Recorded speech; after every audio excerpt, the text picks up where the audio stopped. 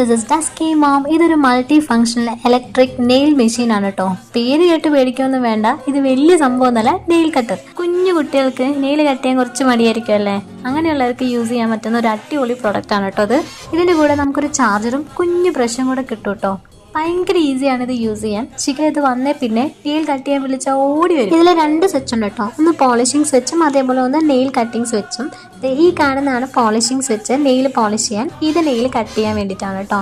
ഇതാണ് നമ്മുടെ ശിഖയുടെ നെയില്. നമ്മൾ ഈ വീഡിയോ എടുക്കാൻ വേണ്ടിയാണ് ഇത്രയും വളർത്തിയത്. ഞാൻ ഇത്ര ഒന്നും വളർത്തി വെക്കത്തില്ല കേട്ടോ. നേരത്തെ തന്നെ നെയിൽ കട്ട് ചെയ്യും കേട്ടോ.